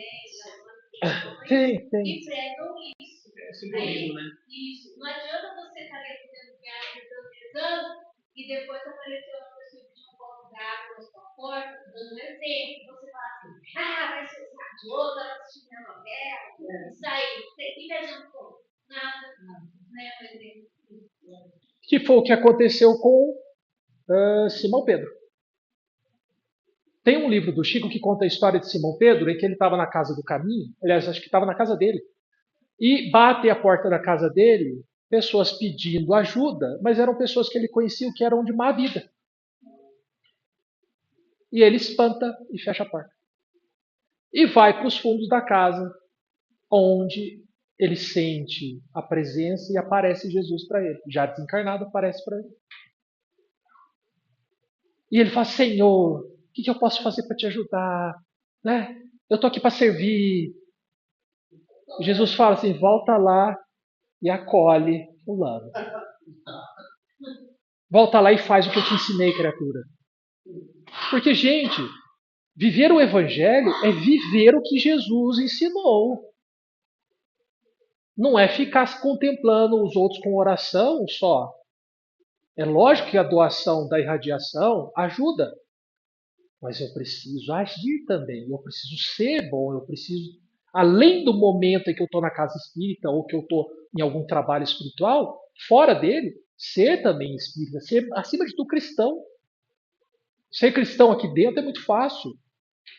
Eu sempre falo, você chega e fala, meu irmão. Minha irmã. A voz é até tremida. Minha irmã. Parece que está desencarnando já, né? Aí você chega lá fora, você é grosso, sangue nos olhos. No trânsito, então, meu Deus. E quando tem um morador de rua que diz que o farol, né? Se não tem moedinha, fecha o vidro. Questão não é essa questão, porque a gente tem proteção de vida também. Mas às vezes, aquela pessoa que vai chegar para pedir moeda, nem é a moeda que precisa. Deve ter um bom dia, uma coisa qualquer, fazer uma palavra. E aí a pessoa vai e fecha o vidro. Então, é uma questão que ela é muito complexa, tá, gente? Ela é uma questão muito complexa porque, assim, infelizmente, como um morador de rua uma vez falou para mim assim, que eu baixei o vidro, conversei com ele, ele falou assim, ele falou, muito obrigado por você falar comigo, porque por causa de um, a gente sofre. Um que rouba, um que faz o mal, um que faz com que as pessoas percam a fé no bem. Sim. Então, eu concordo com vocês, no mundo que a gente vive, isso é complicado. O que o Robson está passando é uma coisa interessante também. Ninguém vai passar por uma situação que não precisa passar, porque não existe acaso. Mas você também não deve dar bobeira. Você deve prestar atenção nos sinais, porque se for para acontecer um mal e você está bem intencionado em ajudar, o teu mentor vai falar assim, não faça. E você vai sentir que não é para fazer. Preste atenção na intuição, porque é ele falando com você. Presta muita atenção. Se não for para fazer, não faça. Sai dali. Isso. Num outro momento você vai e faz. Mas se você sentir de coração que deve fazer, faça. Mas acontece isso com meu. De manhã, quando eu saí, peço a Deus, Senhor, eu não sei o que é contar, o Senhor sabe, que a sua luz divina me poupa. O próprio pecadão, tem mil pessoas que se sente, quando, sabe, parece que sai de você a vontade de ajudar, e outros simplesmente ignoram. Sim. Daí você sente que está sendo iluminado por Deus.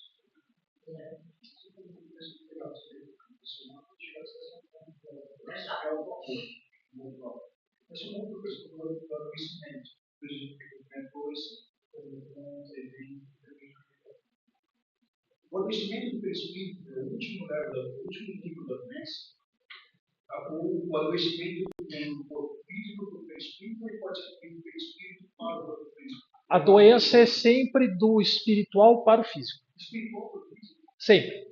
Sempre. Uma coisa que a Lu tinha colocado aqui que é interessante, que é assim, existem os casos das pessoas que são saudáveis e podem, por exemplo, desenvolver uma depressão no meio da encarnação.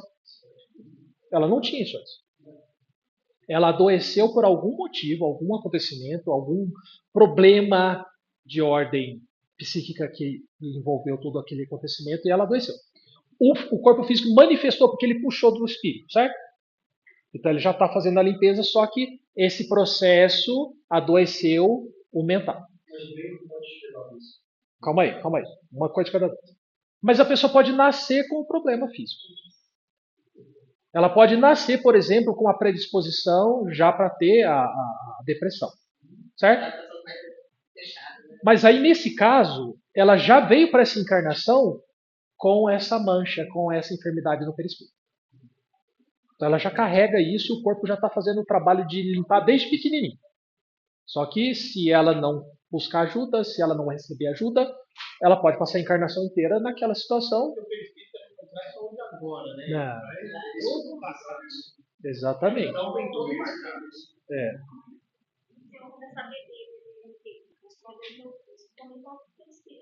Sim, aí entra o seguinte, tá? Aí entra o seguinte de eu estou danificando o corpo físico.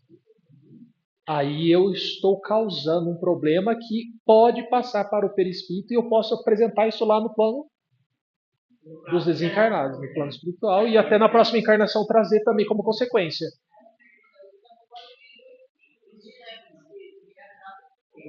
Então, esse que veio do espírito não foi o dano de bebê, mas foi a questão moral de prejudicar o físico sem se importar com o presente que Deus te deu. Eu posso estar querendo aprender. Inconscientemente pode. Porque muitas vezes a busca por certos entorpecentes, a bebida é um tipo de entorpecente, né, que tenta amenizar certas sensações de tristeza, coisas assim.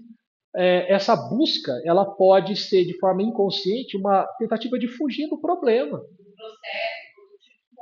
Sim, tá?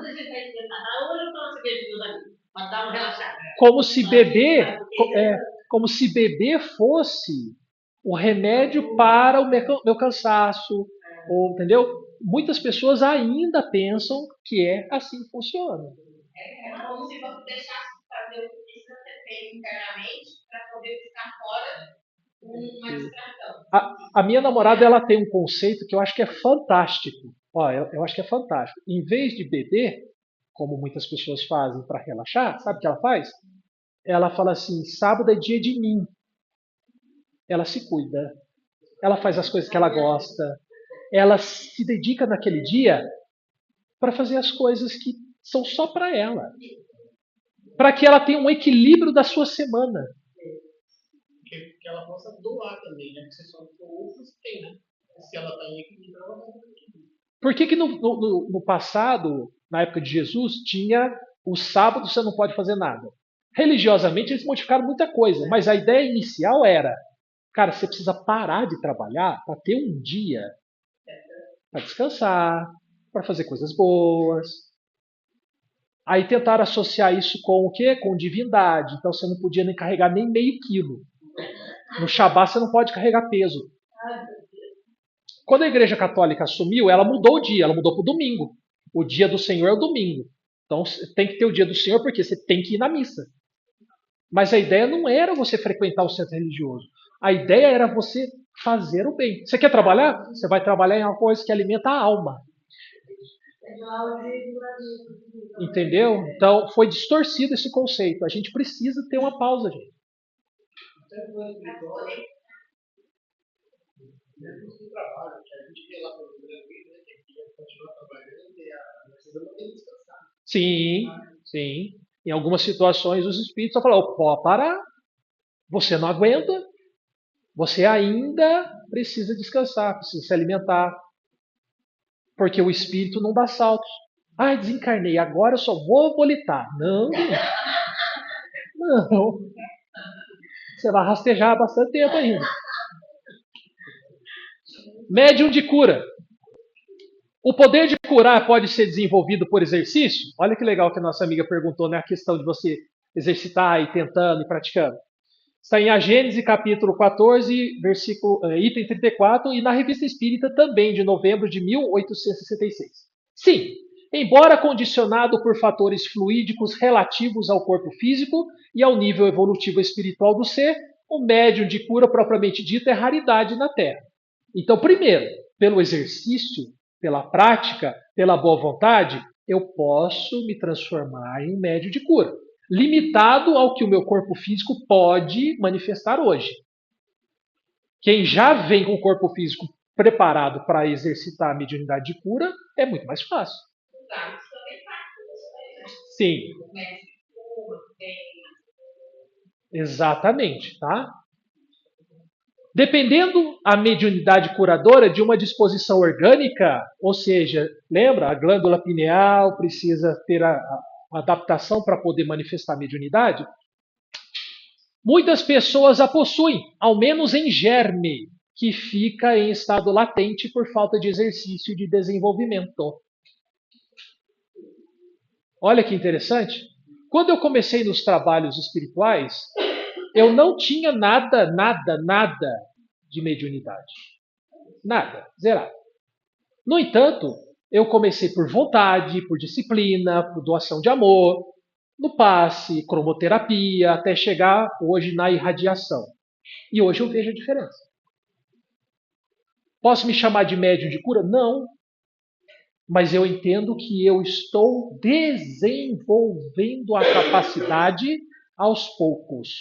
Como eu falei, eu sinto a energia sair, eu vejo o resultado e isso mostra para mim que eu estou no caminho certo.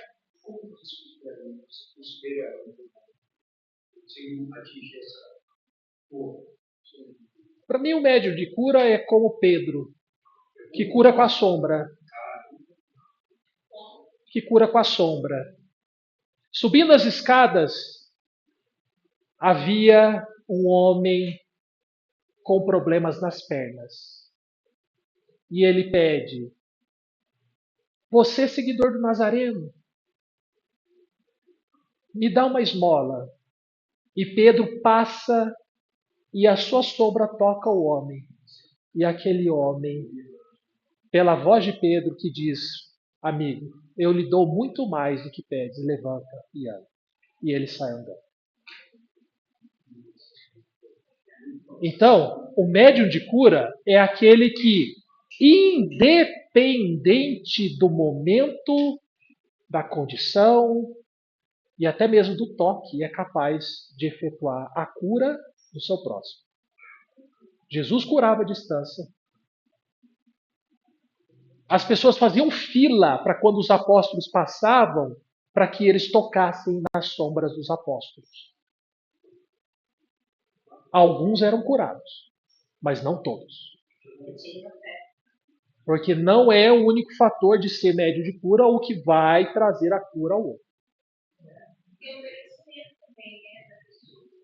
E aí você fala assim, mas era a sombra que curava? É a aura psíquica do ser. É o que você irradia ao seu redor. Segundo Raul Teixeira, quando ele chegava a 1 quilômetro de distância do Chico, ele sentia a aura do Chico. 1 quilômetro. Ele começava a sentir a paz que o Chico emanava. Mas aí, para ele sentir isso, para ele distinguir isso, a sua mediunidade era uma mediunidade que era capaz de captar. Nós precisávamos chegar muito mais perto para sentir qualquer coisa. Mas sentia também. Isso é que é legal. Sente. Quantas não foram as vezes que, conversando com alguém, a pessoa relatou que eu emanava a paz para ela. E isso, gente, é algo que não tem preço. Nada, não. Estava ali, estava quase grudado na pessoa. Eu estava quase passando rasteira nela. Cheguei perto, eu não conheci o Chico, eu não conheci duas vezes, pessoalmente palestra dele em São Paulo. E a gente sentia. Sente. Quando ele começava a falar, assim, no começo, não, mas depois ele ia envolver, ele envolvia a plateia toda da fala. Você parece que você está em outro lugar, parece que sai dali, ele te envolve. A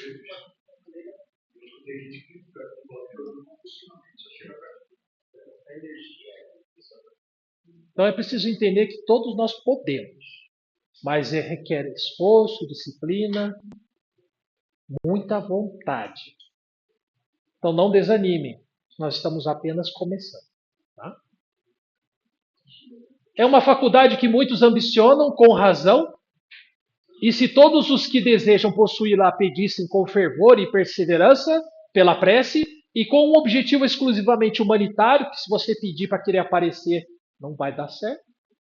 Ah, eu quero ser um grande médium de cura para ser famoso. Não, não funciona, gente. Tá? É provável que desse concurso sairia mais de um verdadeiro médium curador. Olha que bacana. Se a gente quer mesmo, pedi e obtereis, batei e abri-se-vos-á. Mas a gente acredita? Ah, eu acho que não mereço, né? Eu acho que não dá certo. Comigo? Não, se fosse com outro. Aí afunda que nem Pedro na água. De novo a gente interrompe porque a gente não confia. Amor. Qual a relação entre a irradiação e o amor ao próximo? A vontade de aliviar o próximo por amor intensifica a força magnética e atrai a ajuda dos bons espíritos pela simpatia à identidade de sentimentos. Então, sem amor, gente, não existe esse trabalho, tá? O amor é o sentimento dominante. A vontade é aquilo que alavanca esse trabalho. E a disciplina é o que vai nos colocar cada vez mais próximos da condição de sermos trabalhadores do Cristo. Vontade. Então, qual a relação entre a prece e a atuação magnética? Lá no Livro dos Médiuns, capítulo 14, item 175 e 176, no Evangelho segundo o Espiritismo, capítulo 17, itens 14 e 15. Não, desculpa, 27. Como o pensamento de súplica dirigida a Deus e aos bons espíritos para interceder em favor do doente, né, a vontade manifestada de fazer o bem, a prece também ativa e multiplica a força magnética pelo concurso dos bons espíritos, constituindo a postura mental a ser cultivada durante a aplicação do passe. Quando você vai dar passe, quando você vai fazer qualquer tratamento espiritual, o mental precisa estar conectado ao coração. É extremamente importante. E aí você aplica a vontade de querer ser útil, de querer servir. Servir é importante. Pensamento mais vontade, a prece pode mesmo constituir meio de cura, independentemente da imposição de mãos, pois o fenômeno de cura é essencialmente mental, ativado pelo pensamento e a vontade. Olha que bacana, gente. Então, até pela prece é possível a gente fazer isso. Só que as pessoas muitas vezes oram sem saber do poder que a oração tem. Quantos séculos nós estamos orando, talvez milênios, sem ter noção de como uma prece faz bem. Eu coloquei no grupo para vocês, acho que depois da primeira aula, um videozinho de um médico falando sobre a influência da prece na visão da ciência. Como os cientistas, quando vão estudar a prece, o que eles querem achar? A prova de que a prece não funciona. É isso que eles procuram. Aí, quando você coloca numa experiência que ele citou, várias pessoas enfermas, divide em dois grupos. Um grupo recebe orações de terceiros. O outro grupo não recebe orações. O grupo que recebe orações manifesta curas e melhoras. O grupo que não recebe orações não manifesta, ou manifesta muito tardiamente, bem depois.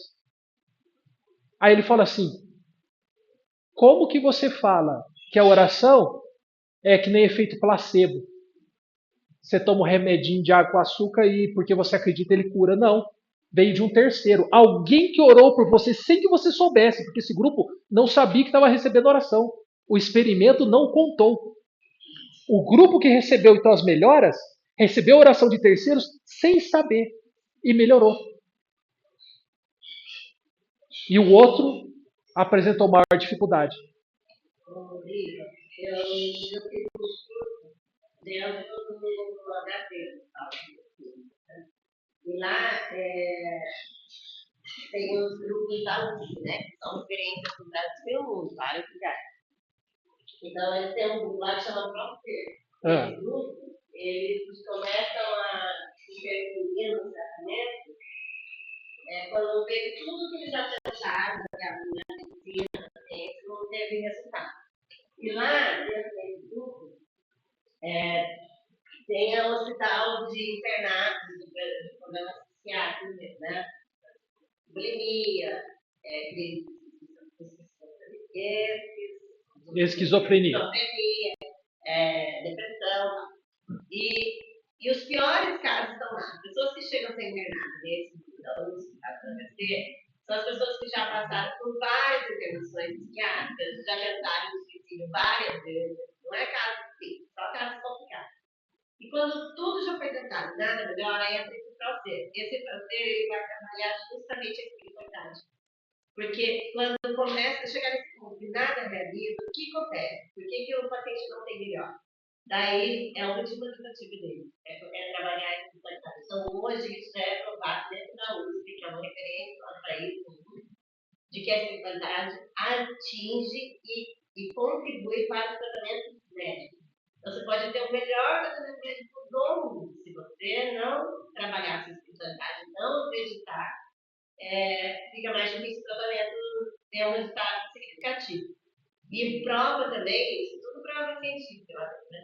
Eles provam também que quando a pessoa já tem uma crença espiritual, ela acredita em alguma coisa, ela tem uma fé, o mesmo tratamento aplicado para quem não acredita em nada e para quem que acredita, que já tem espiritualidade mais desenvolvida, o resultado fica mais melhor. Então, esse grupo existe lá dentro hoje para desenvolver essas pessoas que não acreditam em nada, que não têm uma espiritualidade preventiva, para que elas desenvolvam. Porque quando elas conseguem desenvolver, elas conseguem ter resultados no tratamento médico. Muito bem. Isso antes, né? Deixar um pouquinho. Deixa o final, né? Não tem mais jeito de fazer. Eu estou resumindo, mas é que a USP é a referência a fazer para você chegar de integração lá é muito difícil. São casos específicos, né? E esse estudo que eu fiz lá, que eu fiz lá dentro desse grupo. E a minha professora, que é professora desse grupo, ela está lá há muitos anos. Por isso que ela conseguiu montar esse grupo. E com a mandala a gente consegue trabalhar com parte desse espiritualidade, entendeu? Então, assim, não é uma coisa que é achismo, não é crença popular, não é nada disso, é provado cientificamente. Por isso que eu estou falando da USP, porque ninguém viu. É Então vamos avançar aqui, senão nós não vamos terminar hoje. Chakras.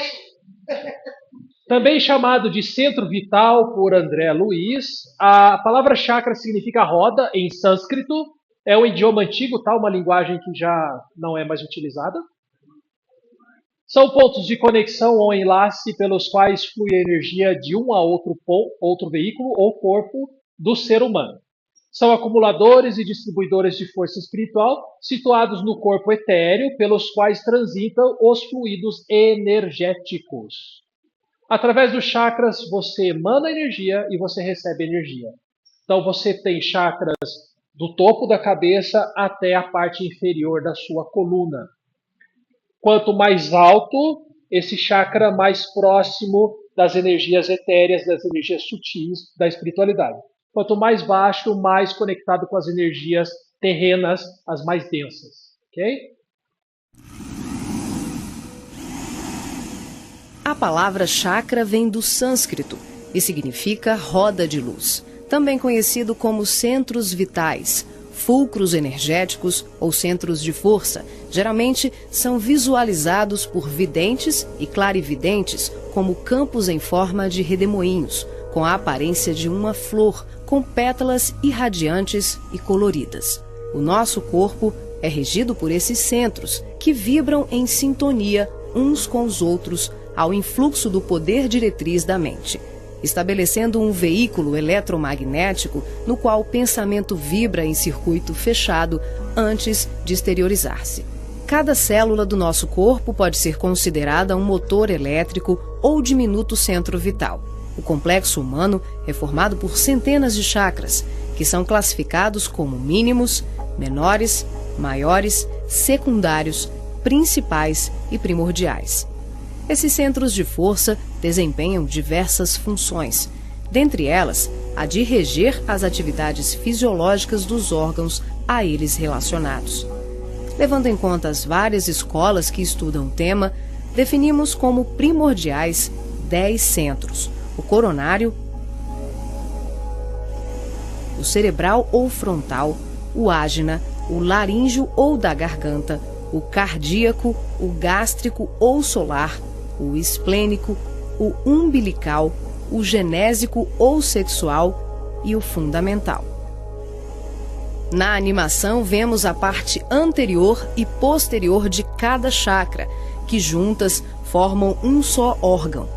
Esses centros de força giram em alternância, repetindo o sistema de respiração num movimento permanente de emissão e absorção de energia. O giro é sincronizado e complementar entre o chakra anterior e o posterior. Os chakras são formados por microtúbulos, que são estruturas ocas, compostas por inúmeros blocos de moléculas idênticas. Esse elemento base, aqui aumentado milhares de vezes, junta-se a outros microtúbulos, formando uma complexa rede capilar. São microtúbulos menores que se inserem em microtúbulos maiores, num processo sucessivo. São justamente esses microtúbulos de diversos tamanhos que dão ao chakra a aparência de pétalas. Aqui vemos um exemplo dos microtúbulos maiores. E aqui, microtúbulos menores preenchendo os microtúbulos maiores.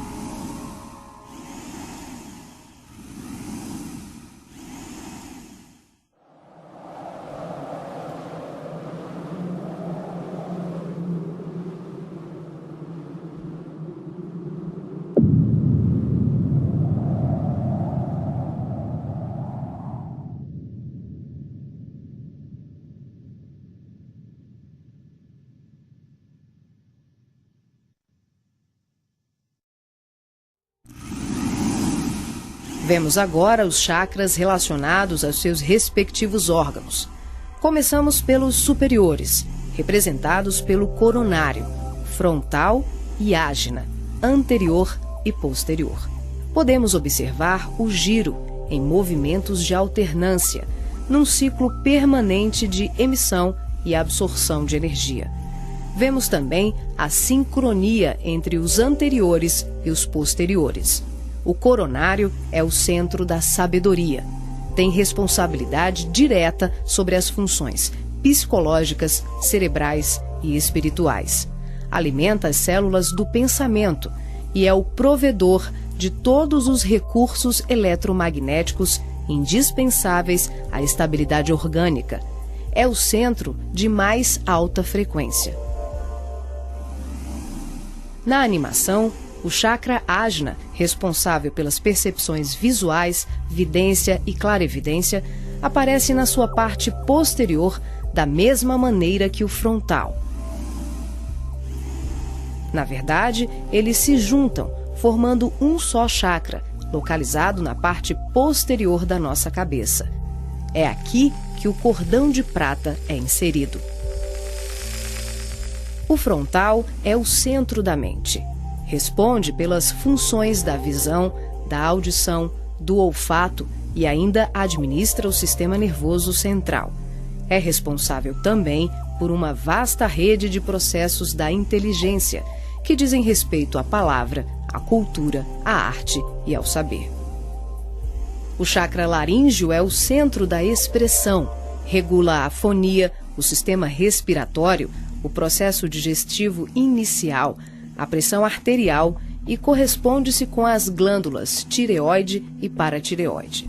O que na imagem se assemelha a uma pétala são os microtúbulos dos mais variados tamanhos.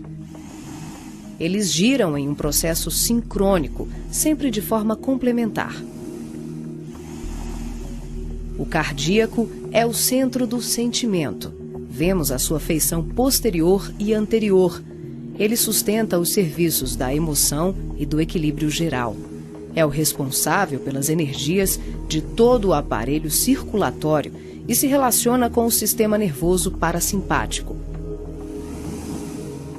O centro gástrico também é conhecido como solar ou centro de cura. Um chakra de baixa frequência, o gástrico é uma das mais ativas usinas de fluidos vitais para exteriorização. É responsável pelos processos digestivos e grande parte do metabolismo, atuando vigorosamente sobre o estômago e órgãos envolvidos na digestão. Dentro desses microtúbulos ocos, temos outros microtúbulos ocos. O chakra esplênico é um dos mais importantes. O centro do equilíbrio é também uma grande usina de fluidos.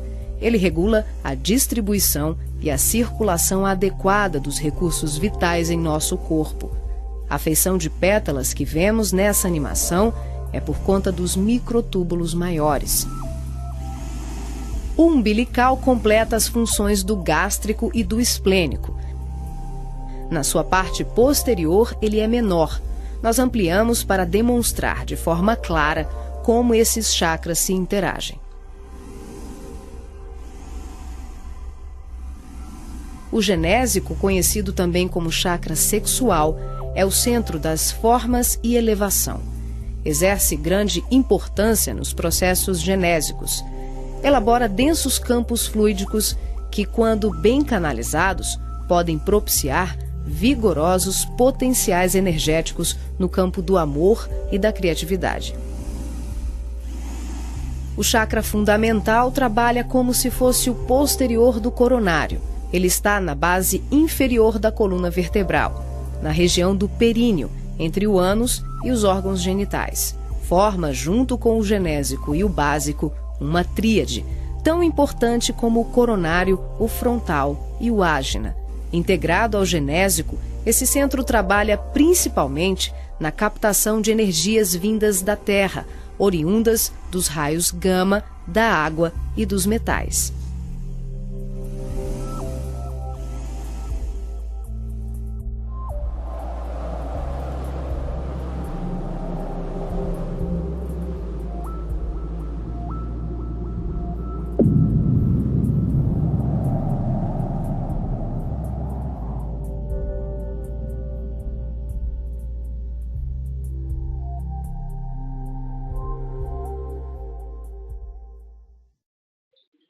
Raios invisíveis. Em cada minuto descem sobre os encarnados bilhões de raios cósmicos, além dos raios solares, caloríficos e luminosos que a ciência mal conhece, os emitidos pela água e ali pleus, mas telos metais e os magnéticos. exteriorizados pelos vegetais, animais e seres humanos. Emanações psíquicas dos seres desencarnados que rodeiam a Terra e os raios expedidos pela prece. Isso está em André Luiz no livro Missionários da Luz. Gente, bilhões de raios. Há pouco tempo, descobri uma câmera nova na pirâmide de Keops. Eles usaram uma tecnologia que chama Raycosmic, que na verdade são raios emanantes que vêm para a Terra, são chamados neutrinos, que eles chamam de efeito Big Bang, que eles atravessam a Terra de fora a fora. E com isso, como se fosse um micro raio-x, que eles conseguiram captar essa câmera que é que está selada dentro da pirâmide. Olha que bacana. Só que a gente vai descobrir isso aí com o tempo. Não é algo que vai ser assim, a gente já sabe todos os raios, não. Até porque, mesmo que a gente soubesse, a gente não sabe usar nada deles ainda. Então nós estamos em desenvolvimento, em aprendizagem, tudo vem a seu tempo, né? Os espíritos já conhecem. Nós encarnados ainda estamos limitados nisso. Isso. Como nós nos nutrimos? A absorção se dá pelos centros de força, canalizando-se de acordo com o padrão vibratório de cada um, irradiando-se em torno do possuidor com as características particulares, formando o hálito mental ou aura. Nós nos nutrimos de energias, de raios, uns dos outros e da atmosfera. E olha que bacana, segundo o André Luiz, as fontes de energia são alimentos sólidos e líquidos absorvidos pelo aparelho digestório em torno de 10%. Você come um pratão de feijoada. O que acontece depois de um tempo? Você vai na onde? No banheiro.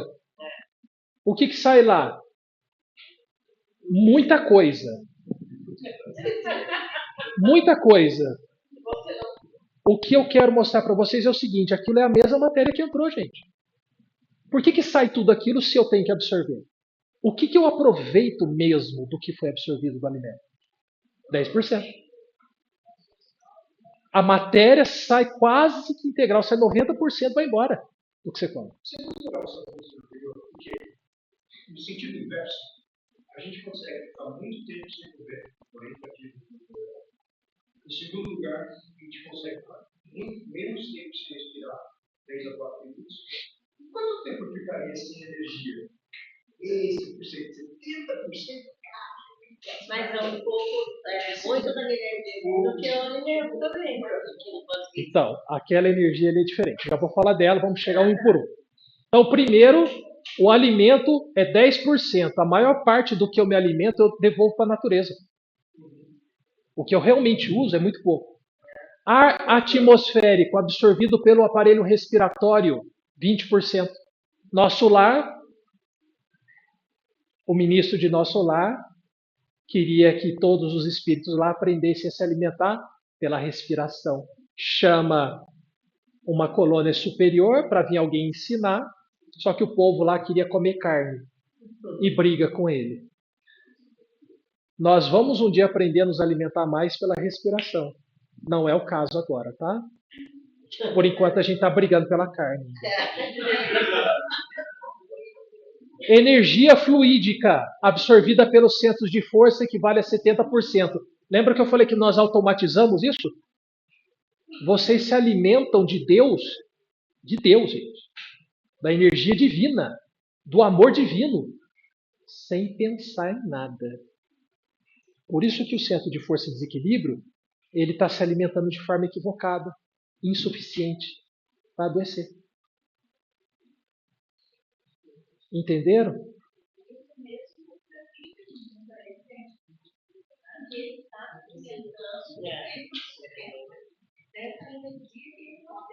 Tanto o centro de força funciona, mesmo que a pessoa seja cética, quanto Deus existe, mesmo a pessoa sendo cética. Não acreditar em uma coisa não significa que ela não existe.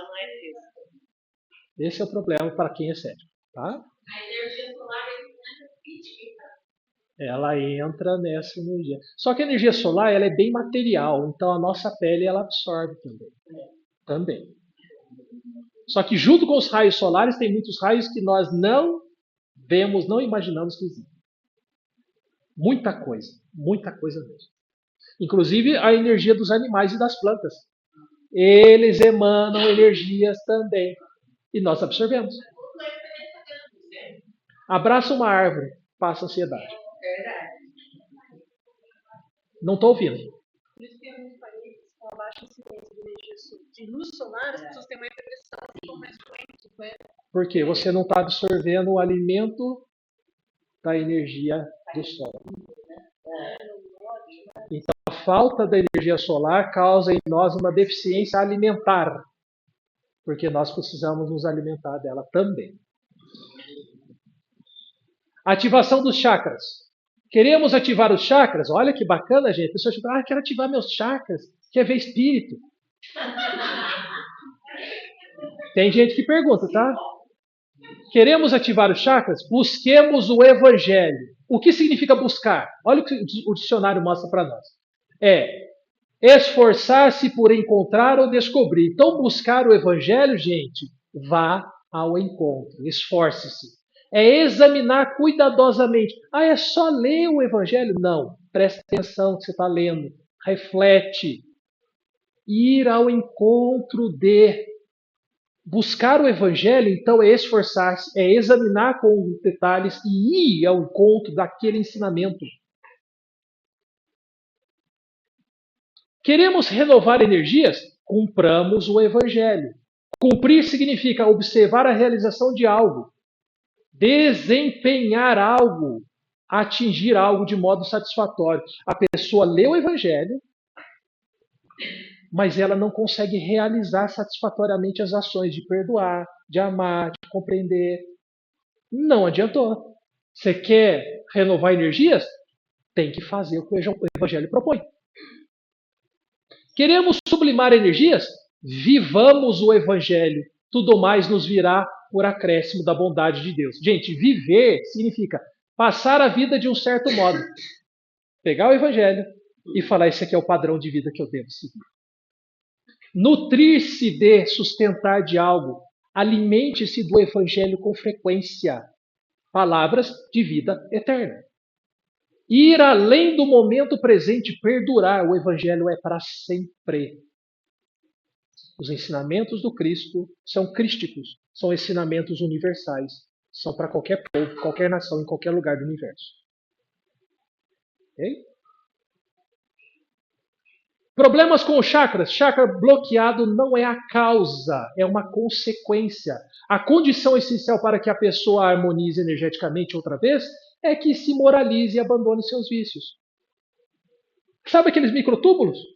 Entope. Igual a veia do coração, entope. Mas entope porque eu inseri alguma coisa que não é boa lá. Energias ruins, pensamentos ruins, sentimentos ruins. Você quer realmente ter um chakra funcionando, respirando, absorvendo tranquilamente, emanando energias boas? Moralize-se. Se torna uma pessoa boa. Cumpra o evangelho. Busque o evangelho. Viva o evangelho. Dúvidas? Tirando todas, está tranquilo, né?